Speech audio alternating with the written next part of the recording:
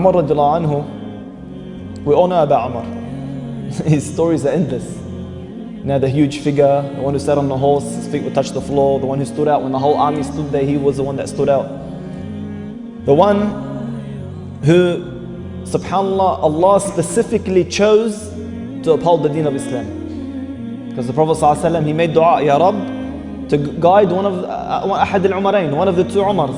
One of them was Abu Jahl and Umar Ibn Al-Khattab. And Allah Azza wa Jal specifically chose Umar Radiallahu anhu, specifically chosen by Allah to be the one that upholds Islam. Umar Radiallahu anhu, we all know his stories. His famous statement, can I chop off his head?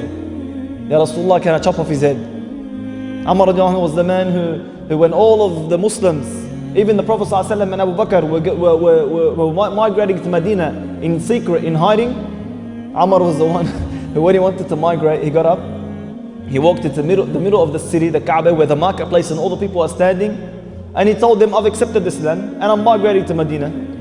Anyone who wants to make his mother cry, and his wife a widow, and his son, his children, orphans, follow me behind the mountains. It was a man. It was someone who never hid.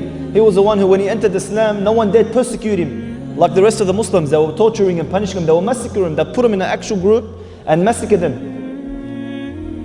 Umar Radiallahu anhu, when he saw this happening to the Muslims and no one dared challenge Umar, what did he do?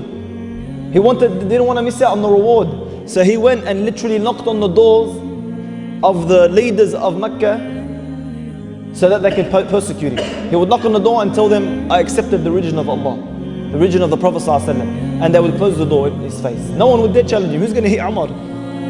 Then he'd go to the second door. Again, even to Abu Jahl's door. He knocked on the door. Abu Jahl as well slammed the door in his face. Umar was the one who, if the companions themselves used to be scared of. The companions. One day he was walking and 3 companions were behind him. Included behind him was Khalid ibn Walid, the general who never lost a battle. Umar turns around to tell them something and they all got scared. So Umar says, why did you do this? And are you scared because of my oppression or because of my justice? They go, because of your justice. He gives them, may Allah increase your fee. Umar Ibn-Khattab was the man who when there was rumor of a lady who was speaking to someone behind her husband's back, he just turned around to look at her, she lost her baby. Umar was a man who Allah Azza wa Jal loved. And Umar is the man who on the day of judgment, Islam literally will come and grab Umar's hand and raise it and bear witness for Umar, for how much he gave to this religion.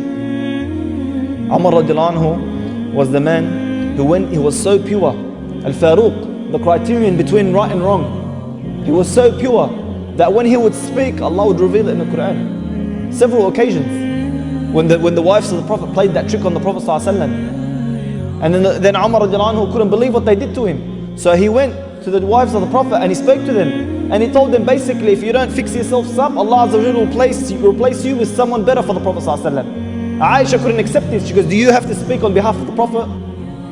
A little while later, Allah Azza wa Jalla revealed in the Quran those exact words. That if you don't basically fix yourself up, Allah will literally replace you with better for the Prophet ﷺ. In another occasion, when Umar came to the Prophet ﷺ and told him, Ya Rasulullah, shouldn't we make Maqam Ibrahim, that place where the footstep of Ibrahim is next to the Kaaba, shouldn't we make that a place of prayer? A little while later, Allah Azza wa Jalla reveals in the Quran, وَاتَّخِذُوا مِن مَقَامِ إِبْرَاهِيمَ مُصَلَّى, and take from the place of Ibrahim a place of prayer. And subhanAllah, this is how pure this man was. Umar Ibn Al-Khattab was the man who, if everyone on the face of this earth was destroyed, he would have survived. That time when the battle of Badr occurred, and Umar Radiallahu anhu, the Prophet ﷺ done shura with the companions, and Umar gave his opinion and all the rest of the companions agreed on one opinion. And the Prophet ﷺ took the opinion of Abu Bakr and the rest of the companions. Later on, Umar is walking down the road and he sees the Prophet ﷺ crying and Abu Bakr next to him, and they're both crying. So he says, Ya Rasulullah, why are you crying? Let me know so I can cry with you. And if I can't cry, I'll force myself to cry. Prophet ﷺ told him, Ya Umar, if it wasn't for a previous verse that Allah had revealed, Allah would have destroyed us all. And you would have been the only one that survived. Because his opinion was correct and the rest of the companions were all wrong. So Umar Ibn-Khattab in many occasions, look at his status. Look how much Allah Azza wa Jalla loved him. Look how much he gave to Islam. A man who would literally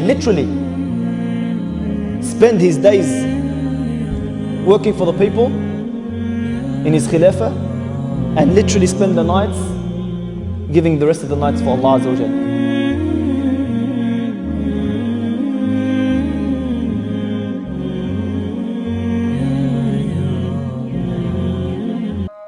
لا إله إلا الله لا إله إلا الله لا إله إلا الله ما لنا رب سواه